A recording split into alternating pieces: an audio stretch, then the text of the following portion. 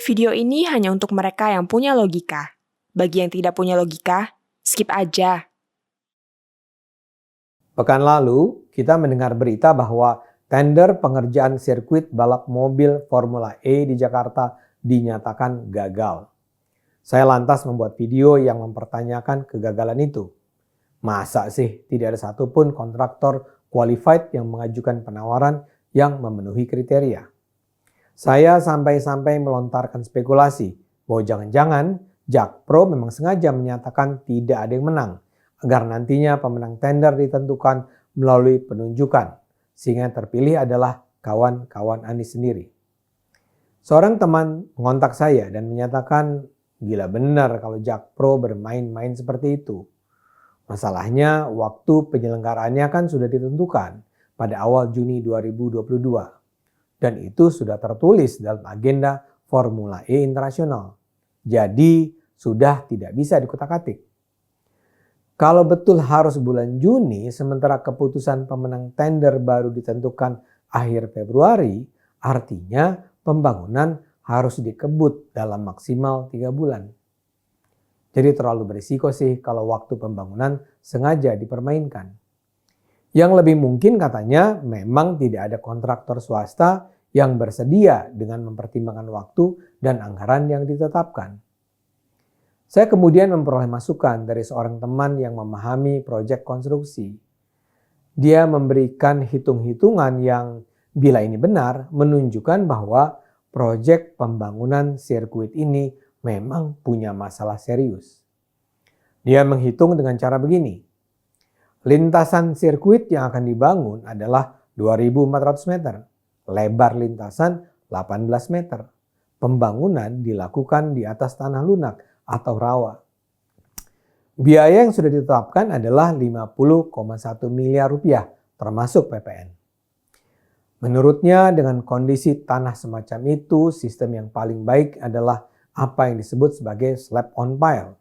Ini adalah konstruksi yang dipakai misalnya dalam jalan tol Pluit menuju bandara di tahap terakhir.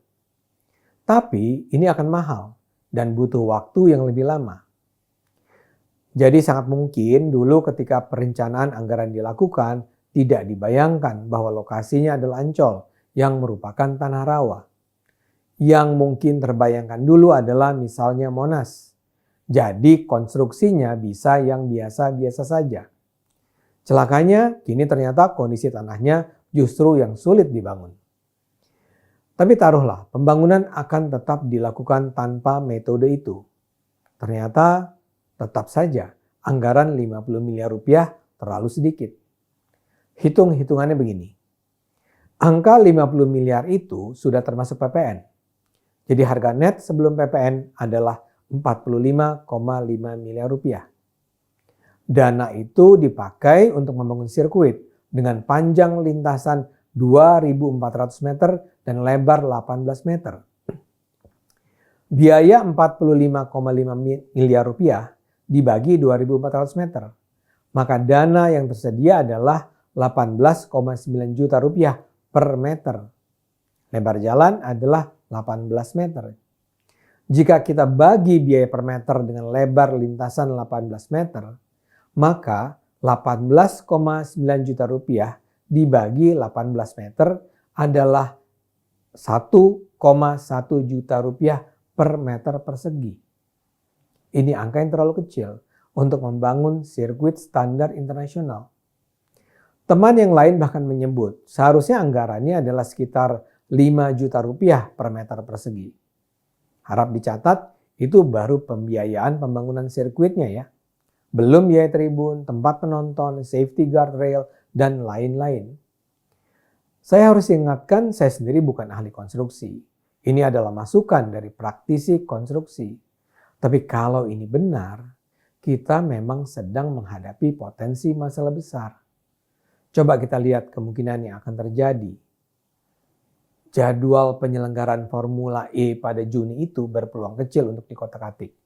Jadi waktunya sudah sesempit itu.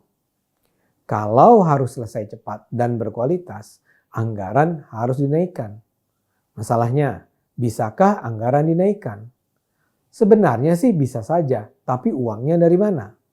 DPRD sudah menyatakan bahwa anggaran pembangunan sirkuit tidak bisa lagi diambil dari kas pemerintah provinsi.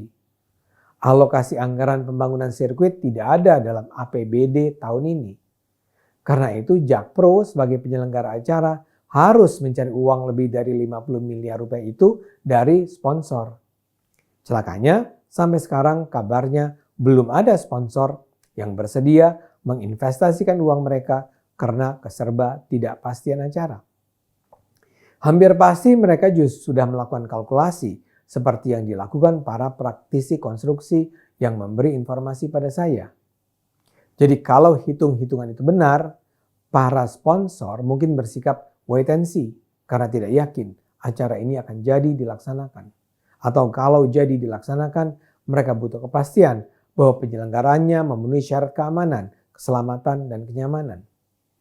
Bayangkan kalau pembangunan sirkuit dilakukan dengan dana kurang dan dalam waktu pas-pasan. Itu mungkin sekali berdampak pada kualitas jalan. Kemungkinan terburuknya terjadi kecelakaan. Dan marilah kita berdoa ini jangan sampai terjadi. Kemungkinan lain, tapi kurang buruk dibandingkan yang pertama adalah ketika dicek oleh panitia internasional, kualitas sirkuit tidak memadai dan acara akhirnya dibatalkan. Itu saja akan menampar wajah Indonesia. Bayangkan apa kata media internasional, apa kata dunia. Saya memang bukan pendukung Anies, tapi saya juga tidak ingin nama Indonesia sampai tercoreng. Kondisi balap Formula E ini memang mengkhawatirkan. Tapi kita barangkali seharusnya sudah bisa menangkap tanda-tandanya sejak beberapa waktu yang lalu. Pada Agustus 2021, Direktur Utama dan seorang komisaris Jakpro mengundurkan diri. Pada Oktober 2021, Project Director Jakpro yang mengurus unit bisnis strategis Formula E mengundurkan diri. Dan terakhir, pada Januari 2022, Direktur Keuangan Jakpro mengundurkan diri karena alasan kesehatan. Bahwa ada rangkaian pengunduran diri dalam selisih waktu tak lama memang seharusnya sudah membuat kita semua curiga ada yang tidak beres. Dalam hal ini kita barangkali memang perlu lebih mendengar suara anak-anak muda di Partai Solidaritas Indonesia. PSI terus berteriak menuntut agar Anies bersikap lebih transparan. Mereka menuntut agar Anies bisa mempertanggungjawabkan rencana dan pelaksanaan ajang mobil Formula E secara terbuka. Mereka sudah mengajukan interpelasi yang kemudian didukung PDIP. Tapi Anies terus bungkam. Fraksi-fraksi di DPRD di luar PSI dan PDIP kompak melindungi Anies setelah sebuah makan malam bersama. Gara-gara kolusi itu Anies terbebas dari kewajiban menjelaskan rencana Formula E. Justru PSI yang kemudian dijadikan bulan-bulanan. PSI yang kemudian dilecehkan sebagai partai yang sekedar cari sensasi. Seorang komedian terkenal menggambarkan PSI sebagai cuma cantik di luar tapi kosong di dalam. Kesalahan PSI barangkali adalah alih-alih menyajikan image sebagai partai serius, mereka justru juga terjebak dalam gaya-gaya gimmick yang gampang dibalikan. Ketua PSI, Giring, malah bikin vlog jalan-jalan ke lokasi pembangunan Formula E untuk menunjukkan ketidaksiapan sirkuit. Pakai ada adegan kejeblos segala.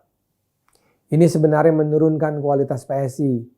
Kalau saja PSI ketika itu melakukan analisis kritis seperti yang dilakukan para praktisi konstruksi yang tadi saya kutip, mungkin kesannya akan lain.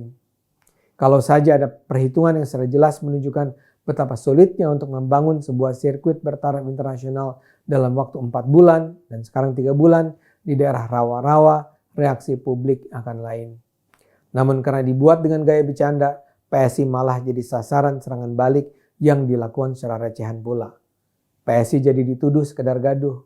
Bahkan Anies menyindir PSI dengan cara hadir di kegiatan cek suara yang menghadirkan grup Niji di Jakarta International Stadium sembari bilang, bagus tidak ada sumbang-sumbangnya. Tapi bagaimanapun PSI tetap harus dipuji karena sudah berusaha mengingatkan potensi petaka yang diakibatkan oleh kekacauan penyelenggaraan Formula E.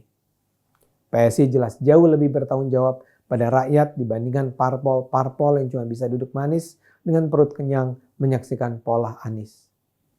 Dan kini bungkamnya DPRD mungkin harus dibayar mahal. kita layak khawatir dengan penyelenggaraan acara Formula E. Kemarin-kemarin Anies bisa menghindari tanggung jawab. Kini sampai Juni nanti adalah masa pembuktian. Kita ikuti saja perkembangannya. Ayo terus gunakan akal sehat.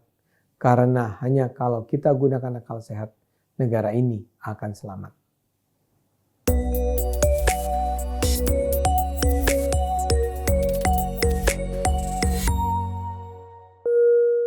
Video ini hanya untuk mereka yang punya logika. Bagi yang tidak punya logika, skip aja.